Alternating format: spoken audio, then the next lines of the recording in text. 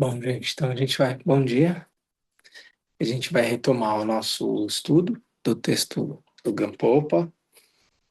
Ah, para quem está vindo aqui a primeira vez, a gente está fazendo um estudo de um texto clássico do budismo, ah, texto Precioso Ornamento da Liberação, que é um texto que organiza os ensinamentos do Senhor Buda de uma maneira didática, progressiva, e a gente viu, a gente está estudando o método ensinado pelo professor, pelo amigo espiritual, para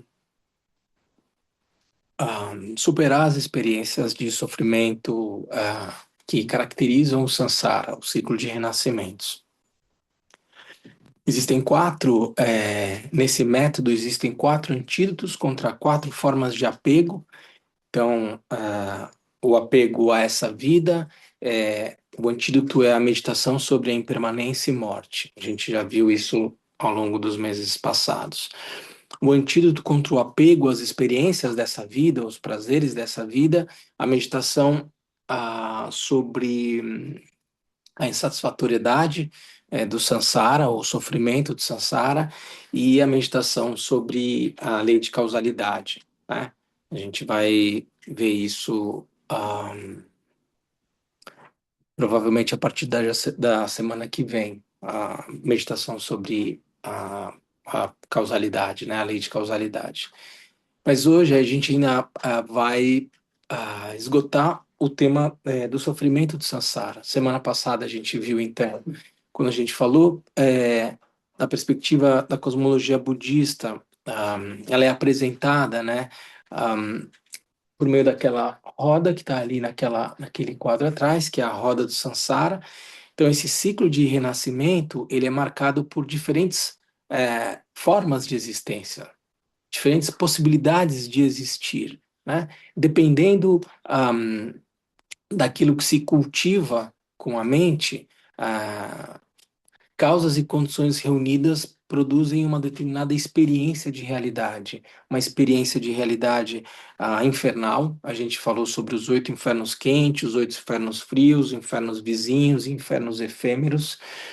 As experiências, então, marcadas pelo sofrimento em virtude de uma atitude ah, fundamentalmente assentada no ódio.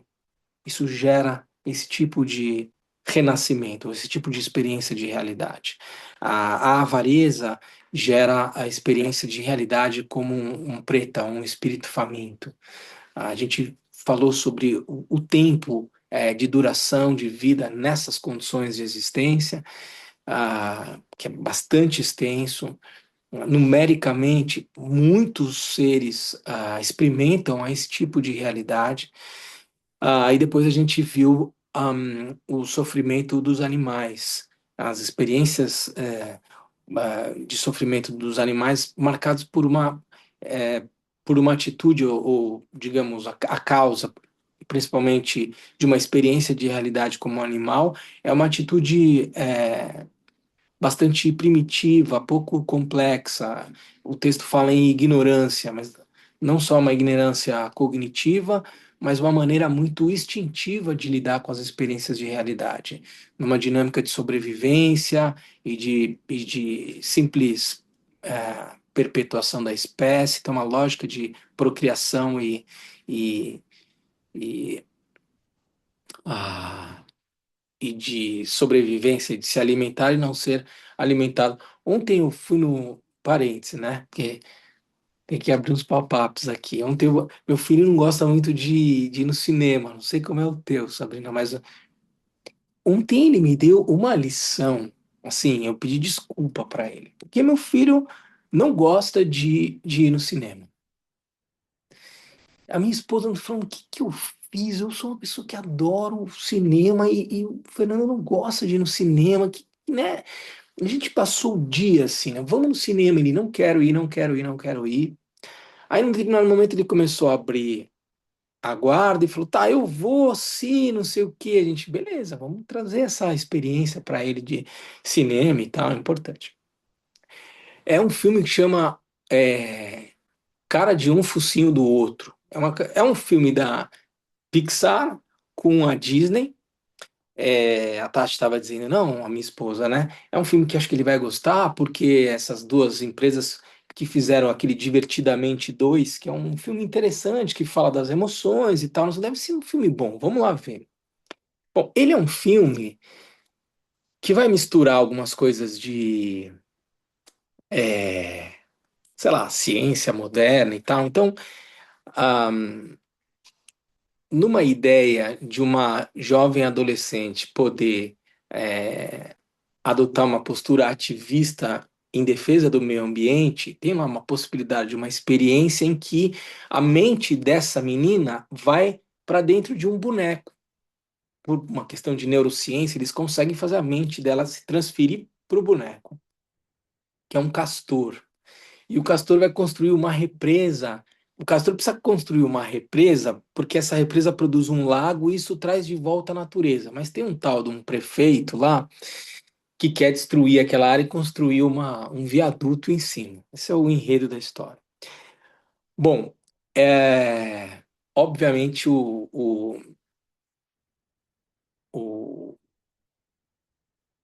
percurso, né, do filme passa por aquelas etapas é, absolutamente repetitivas de todo filme em que uma situação no início tranquila se apresenta, aí aparece todos os obstáculos e dificuldades e daí por diante. E no final acaba prevalecendo algo talvez mais positivo, né? Todo filme tem esse tipo de enredo, né? Mas sempre marcado por muita violência. Muita violência. E o Fernando não gosta de violência. E ele fala, por que que sempre as coisas são apresentadas, 7 anos, por que que as coisas são sempre apresentadas nessa lógica? Por que que as pessoas, por que que precisa passar por tudo isso, tanta violência e tal? Eu não gosto de ficar uma hora aí. Ele talvez não tenha formulado exatamente dessa forma, mas o incômodo dele, e aí o meu incômodo da minha esposa de entender toda essa narrativa de violência que estrutura o discurso, a linguagem que a gente está acostumado, né? Na literatura, no romance, no cinema e daí por diante, essa lógica de dualidade, bem, mal e daí por diante, toscamente apresentada. É incrível como, com tanto investimento nessa indústria e daí por diante, é um filme tão mal feito do ponto de vista de não conseguir estabelecer um diálogo maduro e de convencimento com uma criança de 7 anos, que acha insuportável isso. Insuportável. E dava para ver o incômodo e a gente foi percebendo isso também. Por que que eu estou dizendo, entrando nesse pop-up enorme aqui? Porque no momento em que essa consciência entra na mente de um animal, há uma orientação dita, olha, não imagine que a forma de lidar com os desafios, você como humano, sendo dito para a menina, que entra na mente do boneco que é um castor lá, né? A cientista que está com ela diz o seguinte: olha, cuidado, não imagine que você, com a sua mentalidade de humano, vai conseguir lidar com os desafios do reino animal. E o castor e os outros animais que estão ali, que tem um conselho de animais, diz o seguinte: a realidade dos animais é marcada por violência. Sobre esse aspecto tem um elemento positivo, por uma lógica de sobrevivência, que era o que eu estava dizendo. Uma dinâmica de realidade marcadamente estruturada por sobreviver. Fora de um campo ético de bom, ruim, bonito, feio e daí por diante. Você tem que se alimentar e não virar alimento de outro animal. E essa é a dinâmica do reino animal. Então, assim, ele funciona dessa forma. Cuidado ao tentar experimentar a tua maneira de lidar com a realidade como humano no corpo de um animal. Talvez não dê certo. E o filme vai se desdobrar todo nessa perspectiva de muita violência. É, Se você aperta um filme como esse, ele vai trazer 1h20 1 hora e 12 minutos de violência, histeria e tal, e uns 5, 6 minutos de algo que seja relevante e pertinente, assim, né? Fecha o pop-up. Ah, primeiro, né, pedir desculpa pro meu filho por ter entendido o que ele estava querendo me dizer, a gente forçando a barra para ele ver um filme. A gente entendeu que 5 minutos da experiência que a gente teve um pouco antes, caminhando no parque, andando de bicicleta, foi muito mais construtivo enquanto família, trocas e tal, do que aquela 1 hora e 20 insuportáveis dentro do cinema, barulhento, com violência e tal. Isso é uma coisa. Isso aqui é do campo da realidade do sofrimento dos humanos, né? Mais a dinâmica sofrimento do campo de existência dos animais, uma lógica, uma dinâmica de realidade marcada por experiências de sofrimento, é, por uma forma de estar assentada numa dinâmica de instinto, de sobrevivência, tá? Falamos sobre isso então na semana passada. Hoje a gente vai então falar sobre os três outros planos de existência marcados por sofrimento, que é dos humanos, dos semideuses e dos deuses. Bom,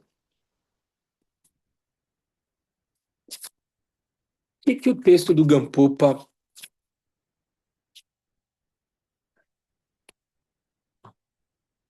traz sobre os sofrimentos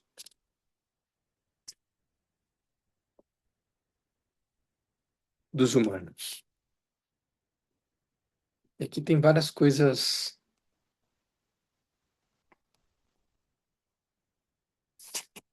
que são interessantes para a gente explorar, que tocam essas questões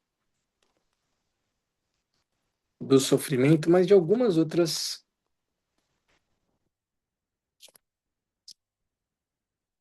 paralelas. Até aqui, gente, do que a gente viu na semana passada e o que a gente está vendo hoje, alguma dúvida, alguma. Queria tirar uma dúvida. Vamos lá, Wagner. Estava revendo a aula, o ensinamento da semana passada Aham. Estou te ouvindo, viu? Só estou procurando aqui um texto, mas estou te ouvindo. e pessoas novas, o senhor fez uma introdução e me chamou a atenção um pouco, porque nos diz que o Buda é um estado de consciência, já sabemos disso, né?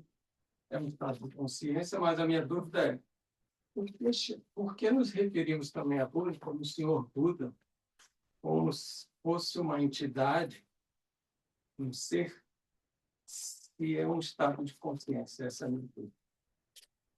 Então, Wagner,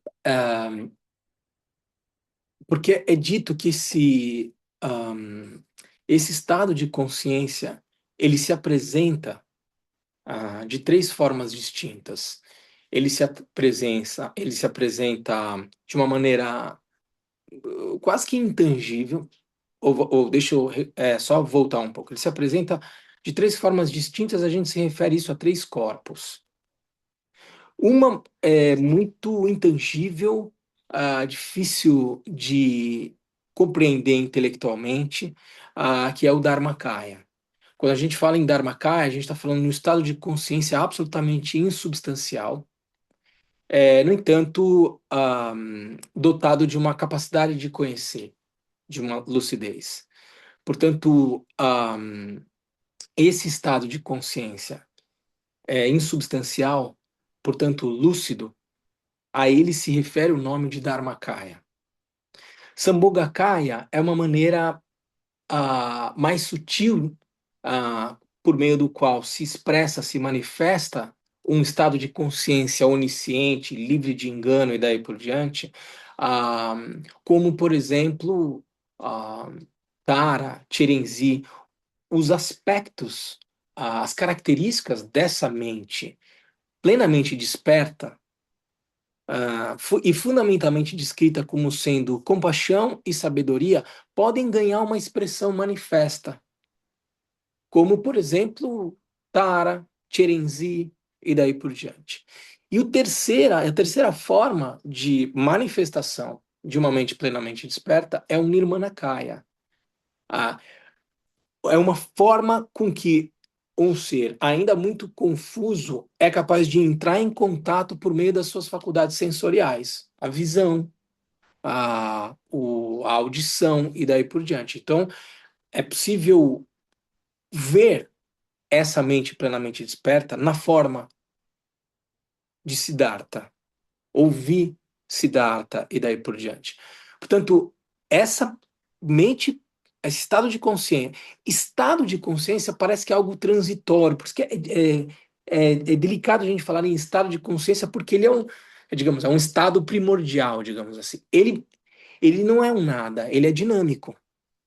E essa dinâmica de uma mente desperta é capaz de se manifestar na forma de corpo, ossos, sangue, e daí por diante, como o corpo de Siddhartha. Então a gente vai se referir a ele como sendo o Senhor Buda e daí por diante, com o qual a gente consegue entrar em contato. Mas como eu falei para vocês já, em algumas formas de se praticar o budismo, tem-se o cuidado de não se reificar muito a mente desperta numa forma particular, como a do Buda Shakyamuni. E você vai ver alguns altares, às vezes, onde a vacuidade de certa forma, cultuada ou reverenciada e daí por diante. Como uma forma de ir descondicionando a nossa maneira de lidar com a realidade e reificando a imagem de Buda como sendo a imagem do Buda Shakyamuni. Buda é o Nirmanakaya, na verdade. O Sambhogakaya é a forma desperta de Tara se manifestar, por exemplo, que é uma manifestação feminina e daí por diante. Mas é preciso ter um nível de consciência capaz de entrar em contato com essa forma mais sutil da mente desperta se manifestar. E, a- e essa mente que a tudo permeia é o Dharmakaya, é o terceiro corpo ao qual a gente se refere. É assim que a gente costuma apresentar de forma mais convencional, mais clássica, a Buda nessas três formas diferentes de manifestação.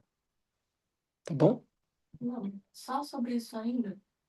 Mas assim, eu acho que eu ouvi do senhor, inclusive, que mesmo depois do despertar, como se ainda houvesse, de certa forma, não sei, uma certa, não quero dizer identidade porque não é nesse sentido, mas assim, de manter, não sei, o Buda ainda, de certa forma, podendo ser diferenciado de um outro ser. Então, não é como se você, sei lá, se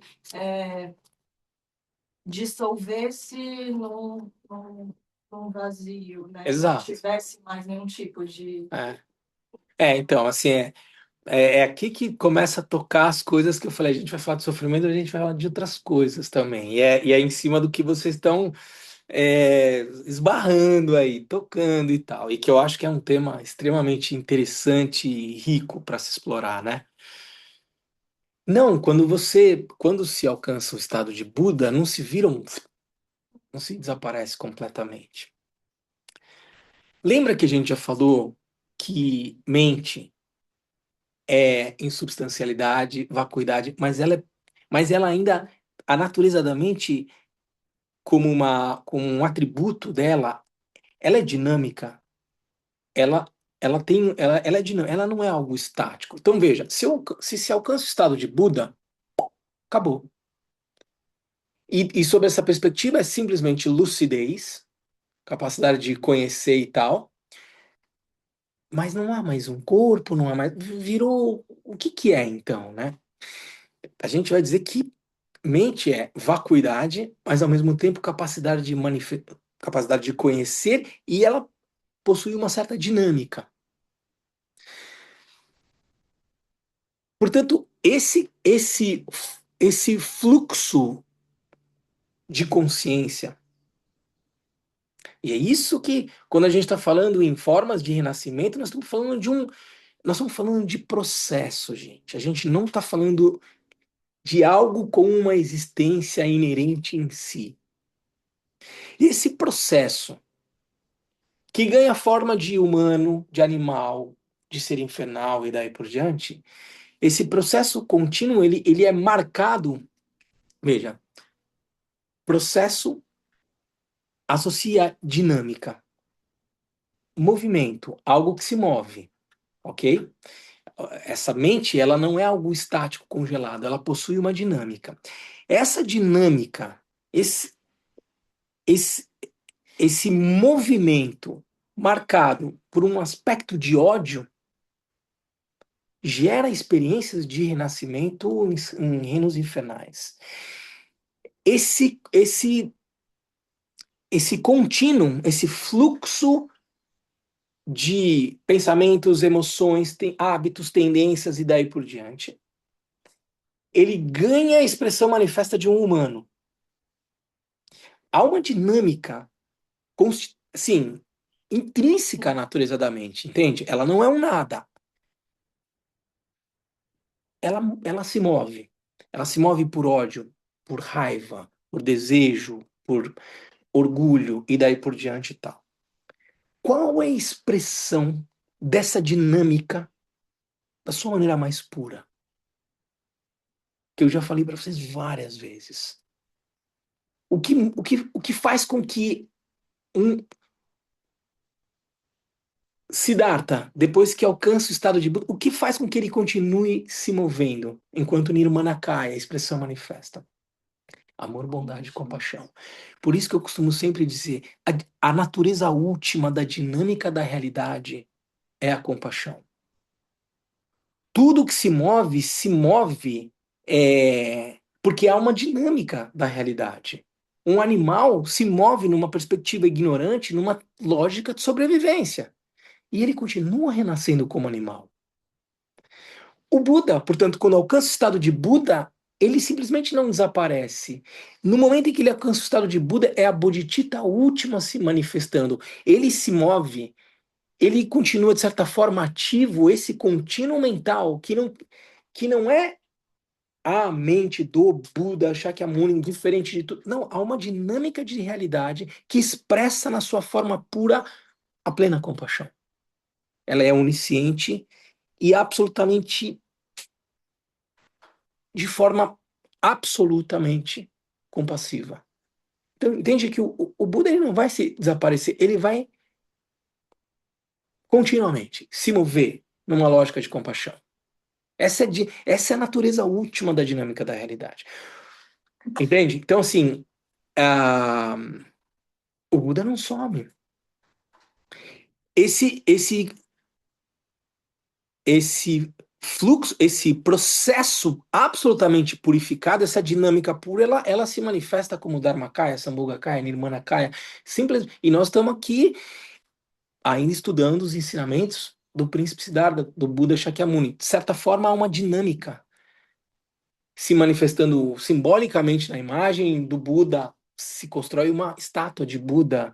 Os ensinamentos dele estão vivos, estão forma, palavra, mente. Quando se entra em contato, a gente vai fazendo a prática da deidade com meios hábeis, porque eu vou cada vez mais tentando entrar em contato com essa dinâmica de realidade.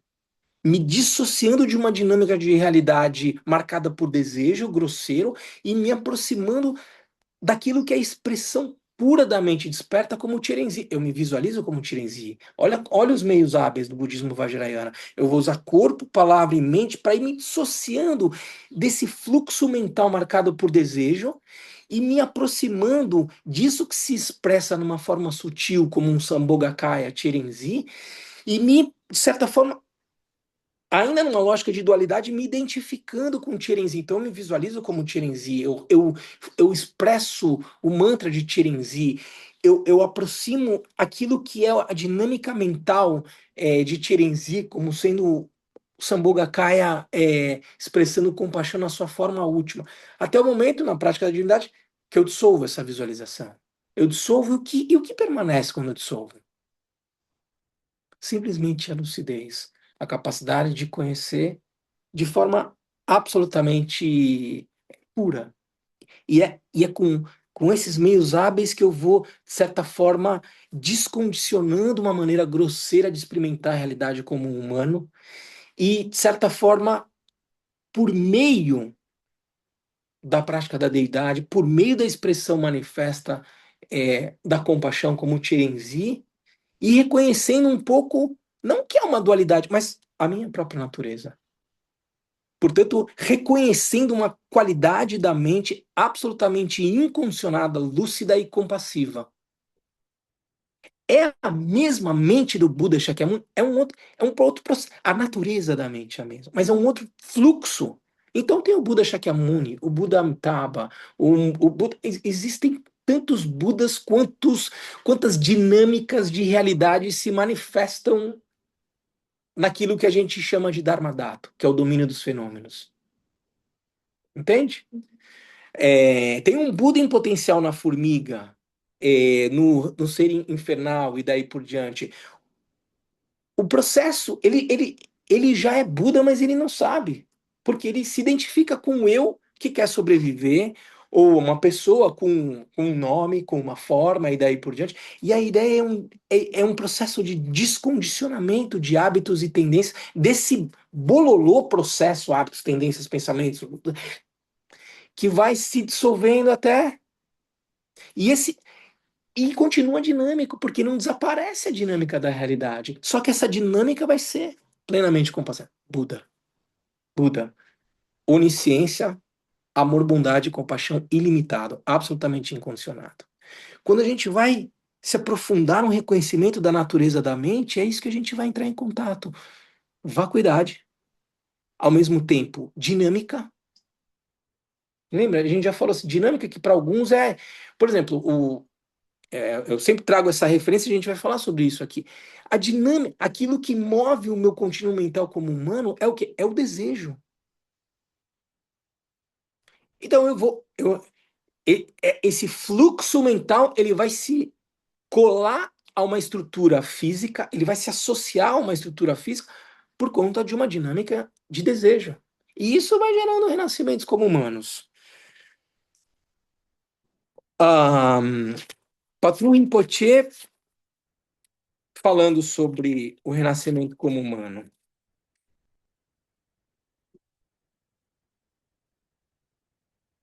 Eu estou procurando só o Gampopa primeiro. Cadê? Aqui. Não, é a página 169.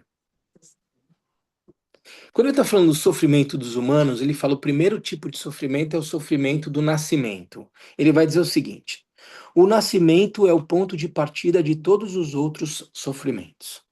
Dizemos que há quatro maneiras de nascer: nascimento por ovo, répteis, anfíbios nascem por meio de um ovo. Nascimento por umidade, calor. Então, formas muito primitivas de existência nascem por meio de calor. Quem nunca fez aquela. Tem as experienciazinhas que vão mostrar um bolor nascendo, seres unicelulares e tal, nascendo da umidade, do calor e daí por diante. Uma matriz ou ventre é uma outra forma de nascimento, mamíferos. E a transformação espontânea.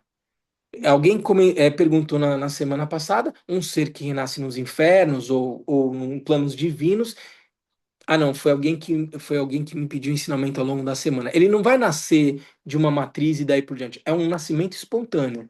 Um ser que está no inferno, digamos, ele está sendo assado dentro de um caldeirão fervente. O sofrimento é tão grande que ele morre na condição infernal, mas essa morte é como se fosse um desmaio, porque a consciência dele fenece de tanto sofrimento, e aí bate um sopro, ele ressurge de novo como um espírito infernal e vai renascendo, e daí por diante. Esse é um quarto tipo de nascimento. Dizemos que há quatro maneiras de nascer, mas a principal que nos diz respeito é o nascimento a partir de uma matriz. Ah, Nesse tipo de nascimento, no momento em que abandonamos o bardo do devir para penetrar na matriz de uma mãe, atravessamos as seguintes etapas dolorosas. Aí ele vai descrever um pouco as sensações que se passam nessa condição, mas eu vou adiantar para não ficar muito extenso e vou ler aqui o seguinte. Ah, bom, vamos lá. Todos os seres do bardo têm poderes milagrosos. Eles podem se deslocar no espaço e, como os deuses, ver o lugar, mesmo de longe de seu nascimento. Esse contínuo mental, quando o corpo morre, ele não desaparece, na perspectiva budista. Esse fluxo de hábitos e tendências e tal entra num estado de opacidade mental, é, no bardo da morte. Depois vem o bardo do Dharmata, que se diz que é um estado de total opacidade, que um ser que tem uma grande iluminação pode alcançar o estado de Buda nesse momento, o outro é como se fosse o sono profundo.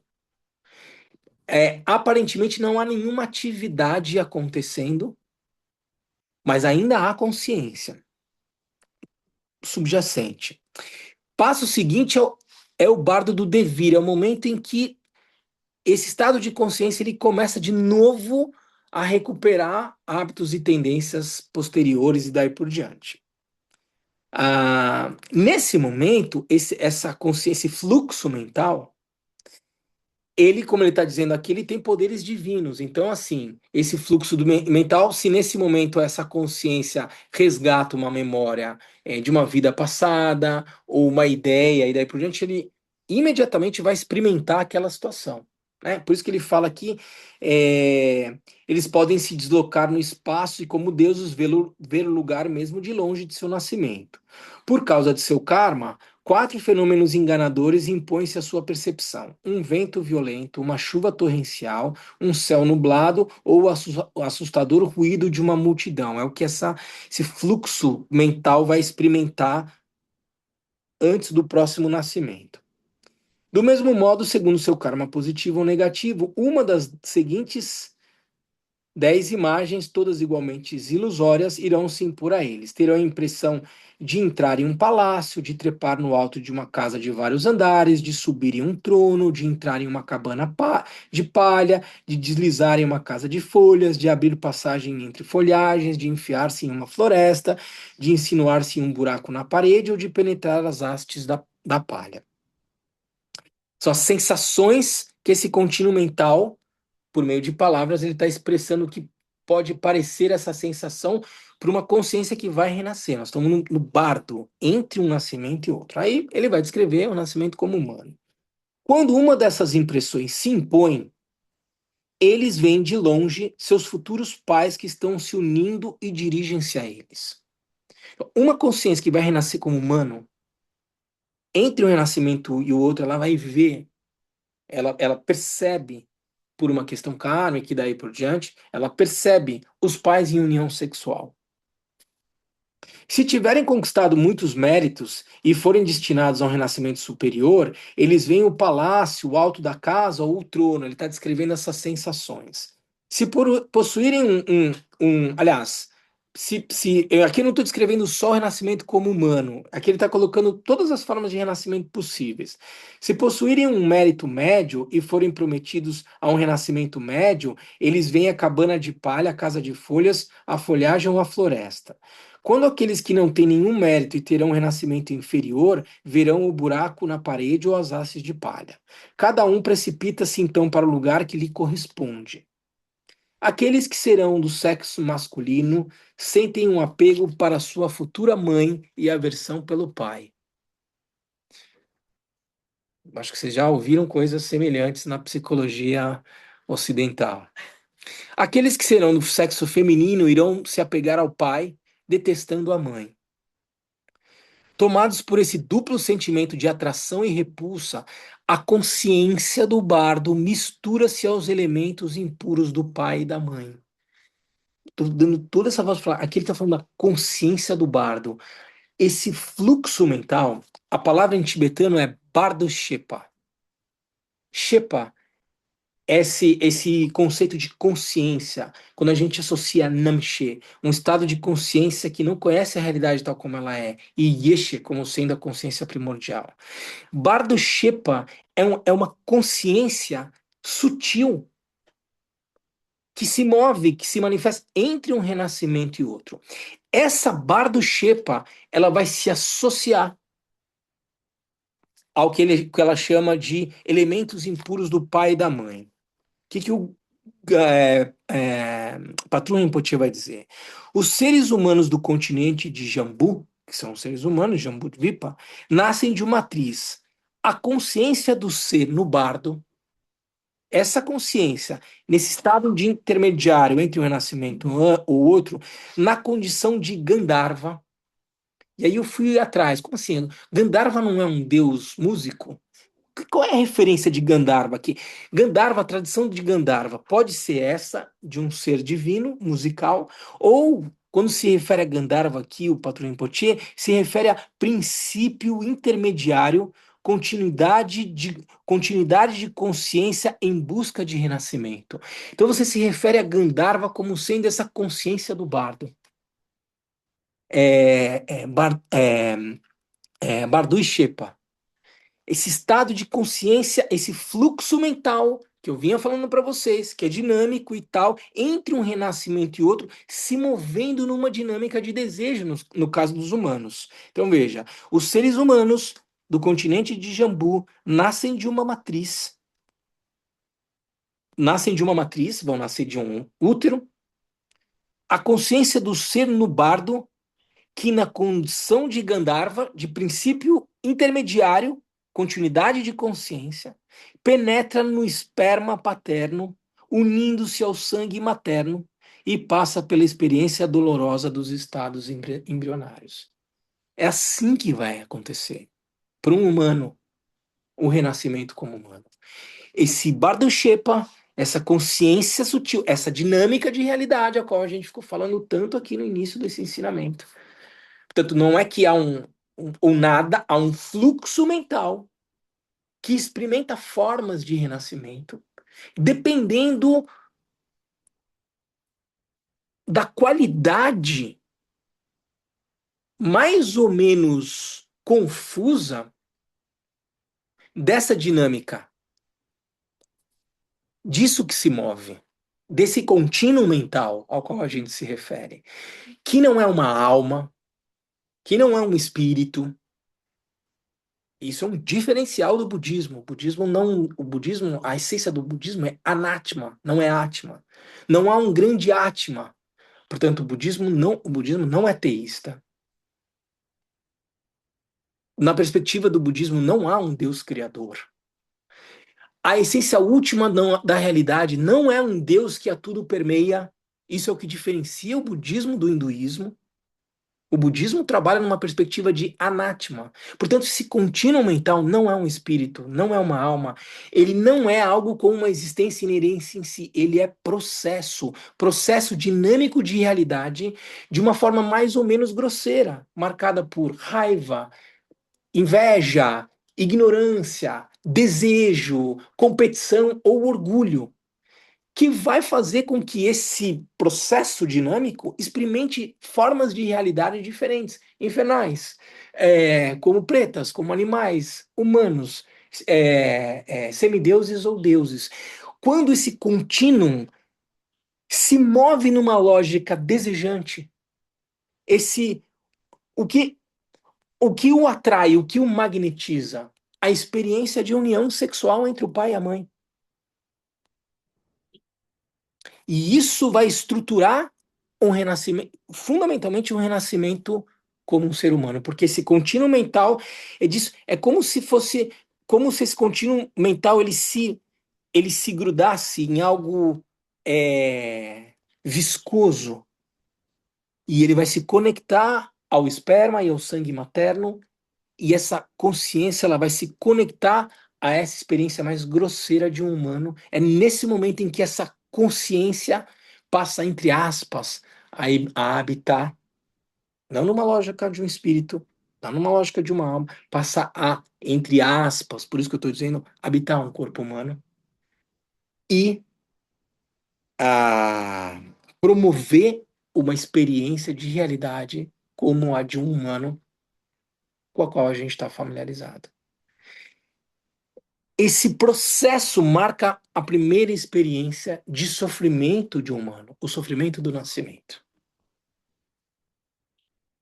Ficou claro, gente? É extremamente interessante porque isso isso é muito sutil. E isso é, de certa forma, bastante diferente da forma como diferentes tradições e formas de descrever a realidade são apresentados. Uma dúvida, né? Nesse contínuo mental, são vários contínuos mentais, tipo, é um só. Então, É assim, porque tem um contínuo mental que se manifesta através de mim agora, né, das outras pessoas, e aí esse contínuo mental, ele não se dissocia, né, de uma certa forma. Ele tem uma interrelação, né? Entende o que eu tô falando? assim, o que eu, Eu tenho capacidade de, o contínuo mental que se manifesta através de mim hoje, ele pode se manifestar de outras formas depois dessa vida, mas e esse contínuo mental que, vamos dizer assim, né, que se manifesta através de mim, mas tem outros contínuos ou é um só? ele tem um potencial absolutamente ilimitado. Sim. Só que é tudo uma coisa só. É tipo assim, vamos falar didaticamente, vira tudo um mesmo caldo ou são células que compõem um grande De caldo? maneira relativa, ele parece ter uma unidade. De maneira relativa. De maneira relativa. Tá. No Então, tem uma sentido unidade. último, ele tem um potencial ilimitado. No entanto, essa maneira de expressar a dinâmica da realidade pode ser experimentada da nossa forma relativa de conhecer a realidade com uma certa unidade, como quando eu descrevo o Buda Shakyamuni. Entende? Esse potencial ele é absolutamente ilimitado. No entanto, é possível, a forma como eu me relaciono com ele tem uma aparência de unidade. Não quer dizer que a sua natureza última é dotada de uma unidade indissociada das outras. O Mingyur Rinpoche vai descrever a.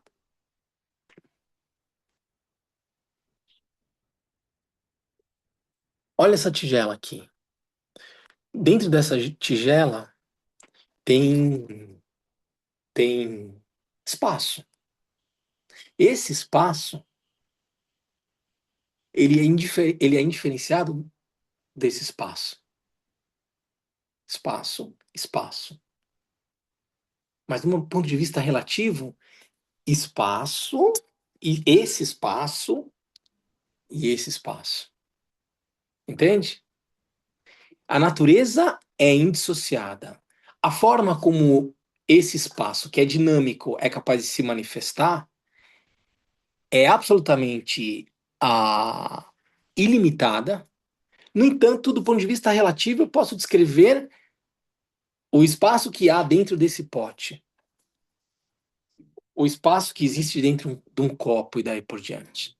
Portanto, há um potencial ilimitado, mas a maneira como eu me relaciono com esse potencial ilimitado pode ter uma aparência de uma unidade. Por isso que você está dizendo assim, mas tem. Então são vários contínuos. O potencial desses contínuos é absolutamente ilimitado.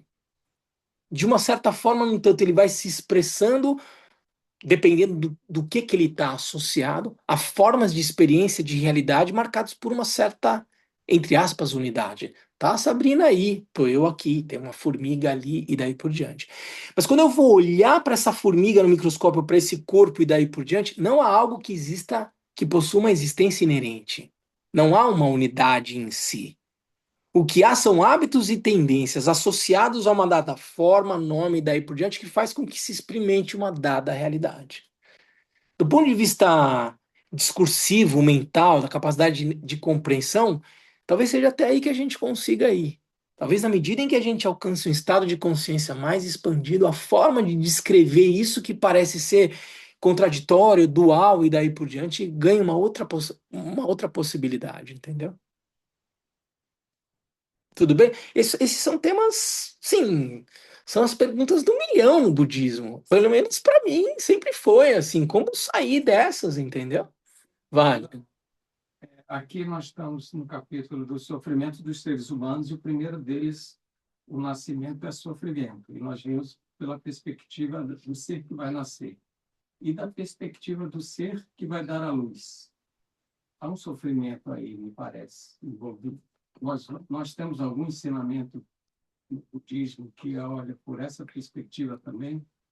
Assim, Precisa. é, boa pergunta Do milhão? a pergunta do Pedro, não. Pedro disse o seguinte, baixinho aqui enquanto meditava. E precisa? Assim, só a perspectiva. Pergunte para uma mãe o sofrimento do parto. Não, precisa do ponto de vista que está elencado aqui 8 tipos de sofrimento. Fala do nascimento, que é sofrimento, e ignora a mãe, né? Então eu senti falta de Tem outras formas de sofrimento que a gente vai ver adiante. Vamos ver onde é que a gente pode colocar ele dentro dos demais. O medo de encontrar os inimigos que odiamos, o medo de ser separado dos seres que amamos, o medo de não obter o que se deseja, o medo de se submeter ao que não se deseja. Vamos dizer aqui, vai.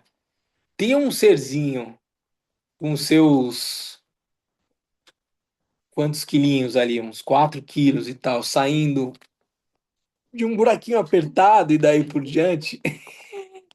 É um sofrimento, assim, eu como homem, você como homem, a gente não tem ideia, né? Assim, às vezes vai ter que expelir um cálculo renal pequenininho, a gente já faz aquele drama todo. Imagina, uma criança saindo.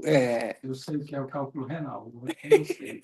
Então você imagina, assim, talvez a gente pudesse enquadrar aqui, assim, né? De você simplesmente imaginar a experiência de dor físico, né? Físico, que existe na perspectiva do parto. E sob essa perspectiva, talvez enquadrar aqui esse tipo de sofrimento, tá? Mas esse é o primeiro sofrimento que a gente está descrevendo aqui como humanos. Ah, o, o sofrimento do nascimento. Eu estou aqui anotando. O problema é que eu estou sem óculos, mas eu anotei aqui.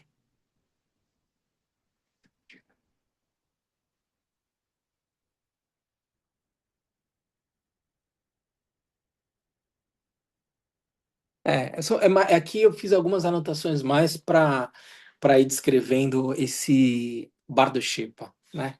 É, ele é importante porque, ah, veja, a consciência, ela, né, assim, a mente, mas é que esses termos, assim, mente, né, às vezes é natureza da mente em tibetano é Semni. Mente, num sentido mais amplo, é Sem. E é uma outra maneira de você descrever, do ponto de vista mais concreto, a mente. A Shepa é a capacidade de conhecer. Nanshe é a consciência é, perturbada. Yeshe é a consciência primordial. São vários conceitos bastante sutis e daí por diante. Mas quando a gente está descrevendo, portanto, vai a, a natureza da mente, a gente está falando dessas qualidades, nós estamos descrevendo essa capacidade, falando, né, usando a nossa língua em português, a capacidade de conhecer, essa lucidez intrínseca, a capacidade de manifestação, essa dinâmica e a insubstancialidade, né? Essa, a gente sempre fala na impermanência, mas o que é permanente desde sempre é a ideia que a gente tem de espaço, né? Quando a gente está descrevendo essa consciência búdica, é, ela é desde sempre. Ela está além do conceito de tempo, espaço. Não há sentido em falar em passado, presente e futuro. Ela simplesmente é. Essa consciência experimenta de forma mais grosseira essa realidade que a gente descreve aqui como um humano, a consciência de um animal, vai experimentar a realidade como de um animal, vai perceber tons de cores diferentes, vai ouvir sons que a gente não consegue ouvir, porque dotada de faculdades sensoriais de um corpo físico diferente do nosso e daí por diante. Portanto, ah, maneiras diferentes de experimentar a realidade de uma forma mais grosseira, quando essa consciência está associada a um receptáculo, como a gente descreve, né? Quando a gente vai falar um suporte do precioso existência humana, a gente fala a gente fala a um suporte, como eu descrevi aqui, que de certa forma experimenta uma realidade, né? Então, esse é um corpo humano experimentando uma realidade de uma maneira mais grosseira. Quando esse receptáculo ele perece, essa consciência, ela não evapora, como a gente está dizendo. Ela, num determinado momento, ela entra numa um certo período de inatividade, que é esse bar do Dharmata, né? Como a descrição mais próxima que a gente tem é do sono profundo, né? Não tem nenhuma aparente atividade mental, assim, é uma total tese de opacidade. Para um ser que tem uma enorme realização, no momento em que a sensação, né, como a da morte dos elementos se dissolvendo e ele vai cair no sono profundo, se pratica clara luz nessa hora. Essa é a yoga do sonho. Então, ao invés de ele cair, bum, e apagar, tum, é como se todas as luzes acenderam, mas não é que tem luz, mas assim, tipo, é diferente. Essa é a prática da clara luz. Se nesse bardo não se alcança o estado de clara luz, essa consciência, que é só lucidez, ela passa a de novo experimentar de uma forma muito sutil aquele fluxo, aquele contínuo mental de hábitos, tendências e daí por diante. E esse é o Bardo Shepa que a gente está falando. E é esse Bardo Shepa que começa a trazer de novo as experiências, os hábitos e tendências de desejo, raiva, ódio, daí por diante. E isso começa a ser magnetizado por uma experiência mais grosseira, como a de um animal, como de um ser infernal, e isso vai magnetizar esse contínuo mental para diferentes formas de existência. Essa descrição que ele foi falando de passar por um buraco, abrir uma porta, entrar num palácio e daí por diante. E na visão não humana, esse contínuo mental ele acaba sendo magnetizado por um processo de atração dinâmico pela união sexual do pai e da mãe. E esse contínuo mental vai se associar à estrutura mais grosseira do sêmen, do óvulo e daí por diante. Essa consciência, portanto, passa, entre aspas, como eu falei, a habitar o receptáculo, que é uma existência humana e daí por diante. Mas já nesse primeiro momento, há a primeira experiência de sofrimento, sofrimento de nascer. Tudo bem, gente? Eu falei que a gente ia falar de sofrimento, mas a gente ia falar de algo mais aqui, e que eu acho que é importante porque dá um pouco de ordem. Reflitam sobre isso, se ficar com mais dúvida, tragam na semana que vem e tal, mas é esse processo da nossa condição de existência. Primeiro sofrimento, portanto, o sofrimento do nascimento. Aí ele vai descrever aqui as semanas, né? Que eu acho que talvez a gente não precise entrar nesses detalhes, mas ele vai dizer: acredita-se que a partir de então, essa consciência, né, permanecerá 38 semanas na matriz. Alguns falam de 8, 9 ou 10 meses. Para outros, essa duração não é fixa. É possível ficar até 60 anos no ventre materno.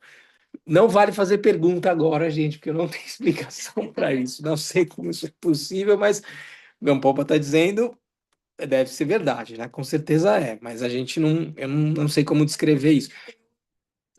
Lama Madrimê tem explicação para essa ou não? Não, não sei.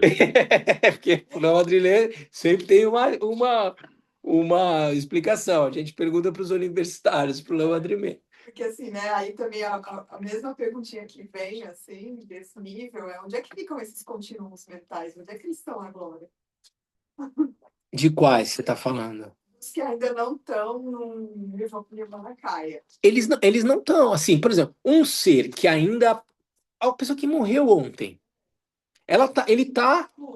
Então, esse contínuo ou tá nessa condição de aparente inatividade. Sim, isso entendi, mas a localização geográfica Não tem, então, não há. não há. Ele não está sendo. Ele não vai se atrair por uma experiência mais grosseira, entende? Ele está solto. Por isso que quando diz assim, ó, uma pessoa que morreu. Quando esse bardo Shepa começa a ter essa atividade, o que que às vezes acaba acontecendo de pronto? Ele acaba tendo a memória das pessoas com quem ele estava vivo há 2, 3 dias atrás. Essa consciência vai para onde? Eventualmente vai para o funeral e vai ver o enterro, vai ver as pessoas sofrer. Aí o que que acontece? Essa consciência que não está associada nenhuma, ela está, porque existem formas de renascimento imateriais. É, tem os deuses da forma e os deuses da não forma. Ele tem formas de existência que independem de um corpo. Reinos divinos onde não há corpo, é só consciência. Mas ainda assim é um contínuo, há um movimento. É muito. As coisas que às vezes acontecem, assim, quando eu tenho que descrever isso. Sabe quando você tá brincando no carrinho bate-bate, sabe? Parque de diversão? Você já olhou pra cima no parquinho de diversão? No carrinho bate-bate? Você viu aquela. Ali tem corrente elétrica. E aquele carrinho, ele anda por quê? Porque a corrente elétrica bate ali, a eletricidade passa e o carrinho se move. Entende essa. O Dharmadhatu é essa tela em cima do carrinho bate-bate. É difícil porque assim, deixa de ser. Mas entende? Isso quando essa argolinha bate ali em cima, o carrinho se move. Quando não tem a argolinha batendo ali em cima, há algo em estado de latência, há energia em estado de latência, sem movimento. Há ali um campo onde a manifestação do movimento pode acontecer, mas ela está em estado de latência, entende? É difícil colocar. Tem outras imagens mentais que é difícil até de ordenar em palavras, mas é isso, esse fluxo mental. Imagina imagina que tem energia circulando naquela tela de galinha, sabe? Porque fica ali em cima aquele tem energia circulando ali, entendeu? Mas ela ainda não desceu, né? Então essa consciência ela tá numa forma absolutamente sutil, entendeu? Quando o ser ele não tem mais o corpo ao qual essa consciência está atrelado, o corpo morreu, essa consciência está vagando. Aí passa 2, 3 dias, ele se lembra, putz, mas eu não fiz o inventário. Ele se dá conta que, "Pô, será que eu morri e tal? Mas tô vendo a minha família brigando, quem vai ficar com a casa e não sei o quê. Esse contínuo mental, ele começa a ser atraído por essas experiências grosseiras. Vê a família chorando, é, vê a disputa, a raiva, se sente indignado, mas por que que eu morri? Não aceita, e daí por diante. E isso vai gerando é, condições para um novo renascimento, às vezes naquela família ou para o cachorro da família, porque de alguma forma está nascendo um cachorro ali, assim, é um amadurecimento kármico acontecendo. E essa consciência ela vai se conectar dependendo das causas e condições, e a gente vai falar em karma depois, ela vai ter esse tipo de renascimento X, Y, Z, mas ela está como um potencial, é o bardo do devir, entendeu? Ele ainda não, essa consciência ainda não se atrelou a algo que seja mais grosseiro. Porque esse algo grosseiro também, de certa forma, tem uma certa realidade, ou esse sino não tem uma certa realidade, entendeu? Então, quando a gente descrevia seres que nascem em infernos, lembra que a gente viu, por exemplo, uma consciência que está atrelada a um sapo debaixo de uma pedra, assim. É curioso isso, assim, mas existem relatos de consciências que às vezes ficam atreladas a uma planta. E aí, né? Então, toda aquela discussão que a gente já teve, né? E aí? Mas uma planta é um ser senciente. A gente viu que a ciência teve que colocar algum critério ali e estabelecer o critério de senciência, a capacidade não só de sentir, mas de se mover de forma autônoma. E aí a gente falou, né? Aí, quem se lembra do Senhor dos Anéis, aquelas árvores assim, que andavam, e aquelas árvores conseguiam se mover. Mas e aí, como é que se comportam os vegetais numa floresta? Bom, aí é um enorme pop-up, não vamos entrar nessa, mas tudo isso está atrelado, entende? De que forma essa dinâmica consciente, como um novelo, um bololô. Imagina que você puxou linha de um novelo e ele deu um emaranhado ali. É um bololô. E num determinado momento, o que que você quer? Zim, essa linha não tem mais. Ela não tá mais embolada, entendeu? O que a gente fica fazendo na vida? A gente fica desfazendo os nós. Porque na hora que eu desfizer todos os nós, essa linha. Entende assim? É difícil explicar só com palavras. Você tem que trazer algumas ideias. Você tem que trazer um pouco. Vocês que são da arte, usar essa coisa meio lúdica, entendeu? Para tentar descrever algo que não é tão discursivamente não é fácil tão não é tão facilmente possível de ser descrito. Esse estado da consciência não se assemelha a um estado, sei lá, onírico, né, do sonho, porque nesse estado ainda talvez precise do corpo ainda, né, para sonhar. Então, mas ó, é fundamental a sua pergunta. Aquilo que tem mais próximo para a gente descrever essa realidade é exatamente a perspectiva onírica. O que a gente costuma dizer, quando a gente descreve a realidade, é o caráter ilusório da realidade. A gente toma isso aqui como sendo algo com uma dada existência, uma dada realidade, de fato, quando a gente conhece a realidade tal como ela é, a gente percebe que é uma ilusão. Qual é a maneira mais próxima de eu descrever isso? O sonho. No sonho há uma atividade consciente. Eu tomo a realidade onírica como ela sendo verdadeiramente existente. Então eu como, eu sinto sabor, eu sinto medo, eu falo, e daí por diante, mas não é real.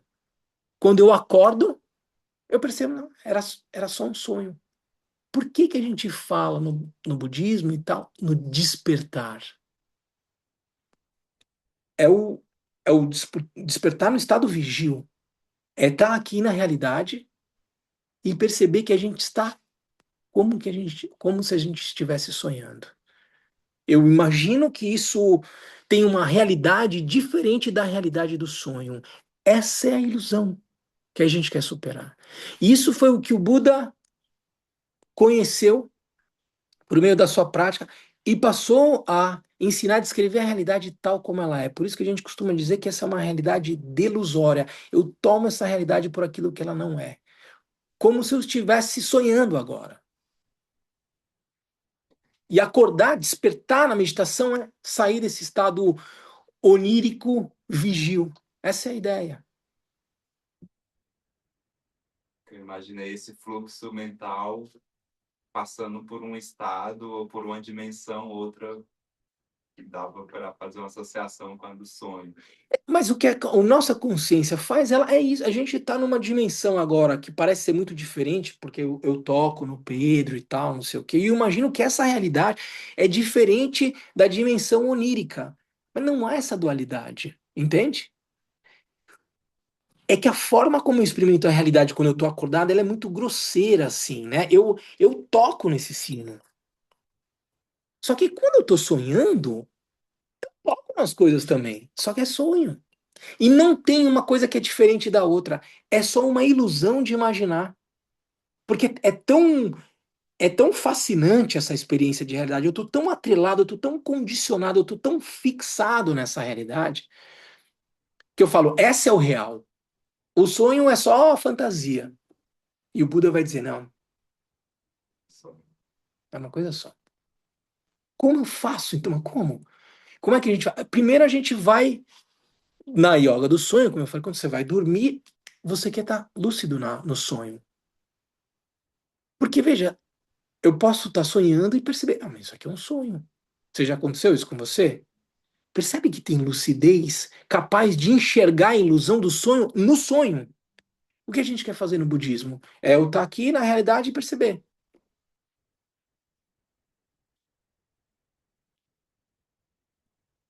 Não só como uma fagulha, mas isso se tornar um modo de ser. Então, o Buda, ele está aqui. E é onda que se pensa que o corpo, às vezes, é um canal disso, que você acorda do sonho e o corpo tá com a mesma sensação ainda do sonho, né? Porque você De ainda. flutuar, de voar. E porque você está muito ainda. Aquela experiência, ela ainda está muito fresca. E é isso que acontece, assim, a gente acaba se associando a essas experiências de realidade, dando a elas uma magnitude de realidade que lá na essência ela não tem. Enquanto eu não percebo isso, eu vou experimentando realidades diferentes, dependendo do meu hábito, da minha tendência, da forma como eu fui me relacionando com a realidade de forma sucessiva, e daí por diante, entendeu? Ama.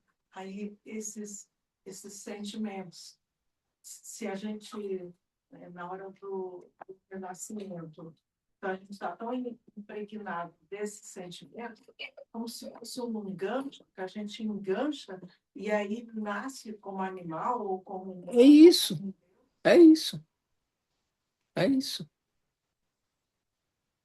Veja assim, quantas, ah, quantas experiências já não são descritas de uma consciência que eventualmente se descola desse corpo? Em EQMs, em experiências quase morte. Incapaz, há a diferença é, há um espírito que olha o corpo de lá. Não, o que nós estamos dizendo é assim, há um processo mental, há um fluxo mental, há um novelo lúcido que é capaz de perceber de forma dissociada dessa experiência mais grosseira. E quando o corpo morre, o que acontece? Na perspectiva do budismo, so- sobre essa perspectiva, não há sentido falar em morte. Vocês entendem o que eu quero dizer? Qual o sentido em falar em morte? Qual o sentido em falar em tempo? Tempo. É, tudo isso, na essência, possui um caráter ilusório. São, são formas de experimentar a realidade. Então, na medida em que esse novelo, de novo, ele vai ganhando essa energia, esse fluxo, ele vai ganhando mais intensidade, ele acaba sendo atraído a um processo de atração mesmo. Aquilo que é o mais grosseiro. Eu volto a experimentar uma experiência grosseira como de um humano. Se eu tenho uma atitude absolutamente grosseira de lidar com a realidade. Veja, um contínuo mental que passou a sua vida inteira de 3 semanas, sei lá, como a de um rato, se escondendo, buscando pequenos animais. Olha qual é a vida de um rato no esgoto e tal. Ele passa, sei lá, vamos dizer que o rato viveu 3 semanas, 3 meses.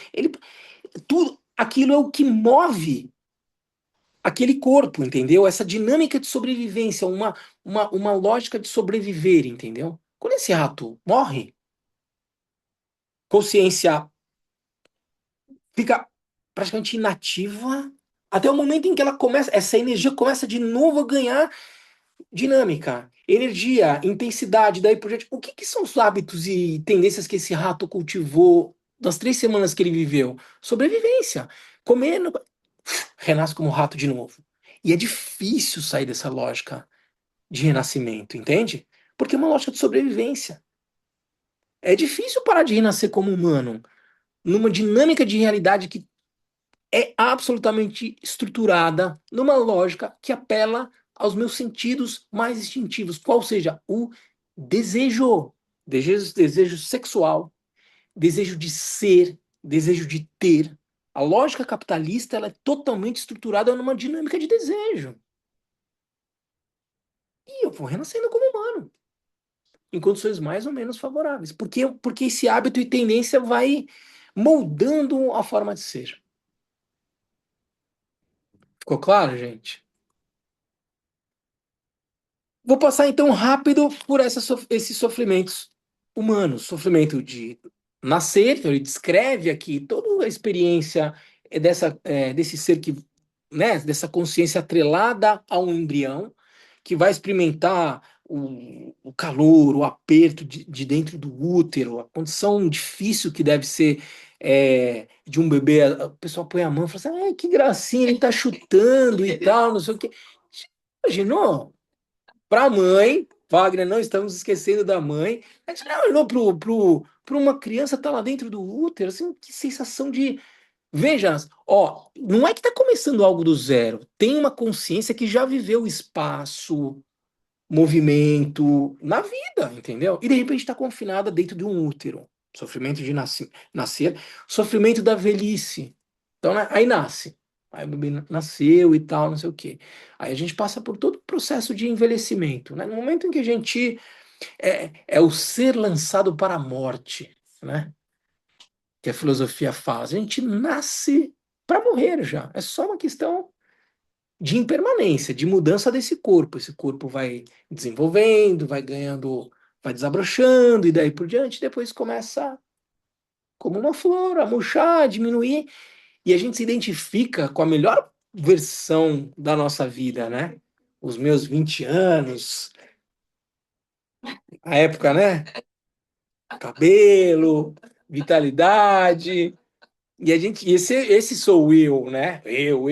Essa versão.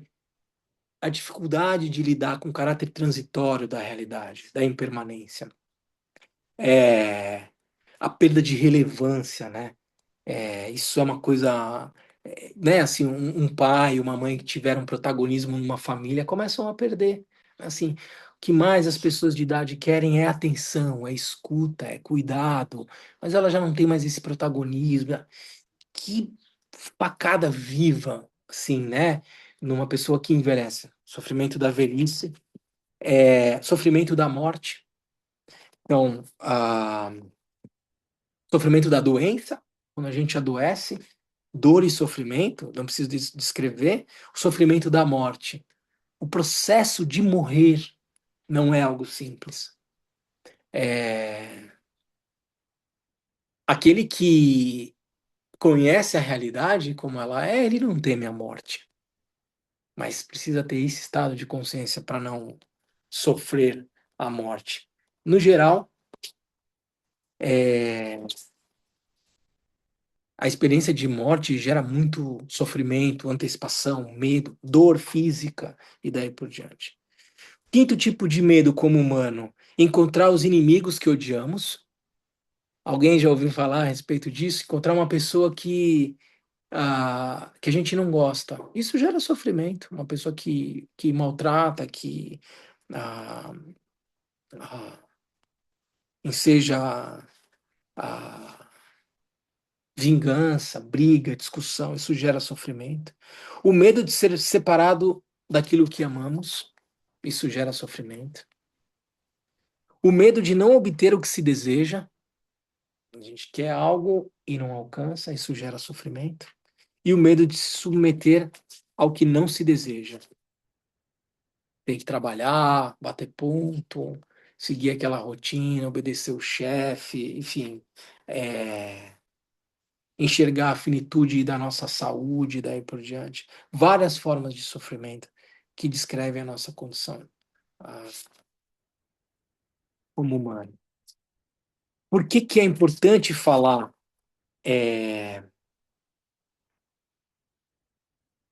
de tanto sofrimento, né?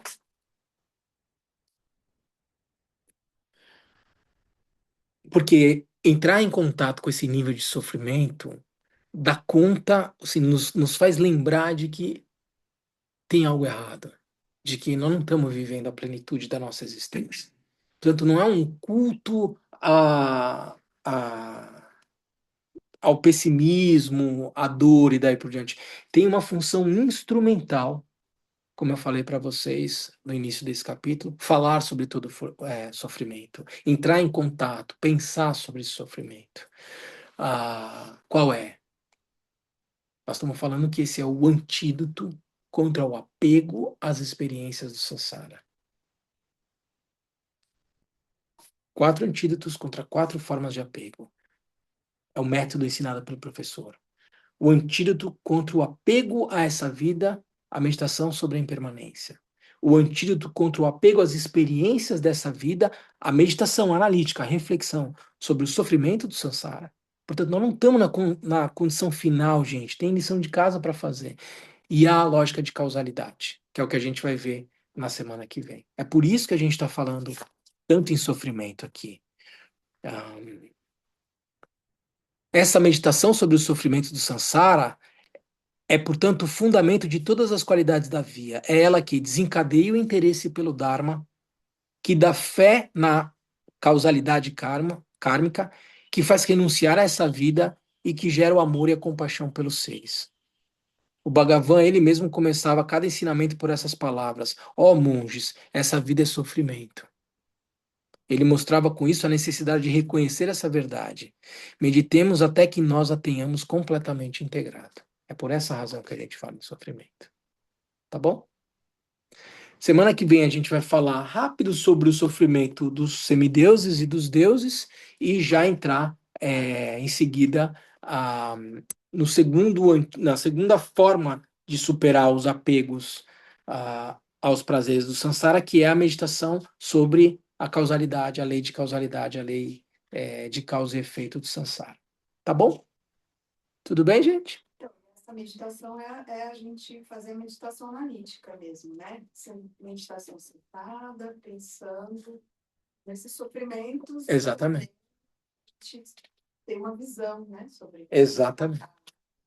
É a gente falar sobre isso aqui, Sabrina, e a gente, se quiser fazer uma prática formal, parar e falar: hoje eu vou fazer uma meditação analítica sobre o sofrimento do samsara. Ao meditar sobre isso, o que isso gera? Veja o que ele falou aqui. Gera, desencadeia o interesse pelo Dharma. Pô, o Buda falou mesmo que o samsara é sofrimento. O que mais ele falou? Fé na causalidade kármica, entender que há uma lógica causal, não há uma condição aleatória que me faz experimentar essa ou aquela condição de realidade. Há uma lógica causal aqui, isso é visão correta. Meditar sobre isso gera esse resultado, renunciar a essa vida dizendo, não é daqui que eu vou tirar tudo aquilo que eu poderia, assim, entendeu? A vida, né, os prazeres, porque esse é o antídoto contra os prazeres do samsara. Eu vou ficar dando sentido à minha vida só a cerveja que eu vou tomar no final de semana, a viagem que eu vou fazer no final do ano, então mas vai mudar, eu vou continuar renascendo, vou continuar sofrendo.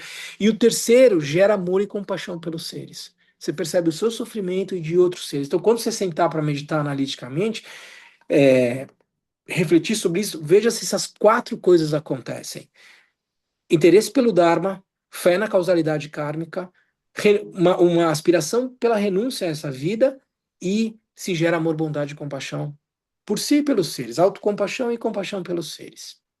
Esse é o propósito. Tá bom?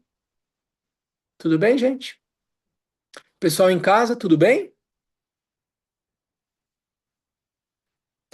Vamos fazer a dedicatória, então?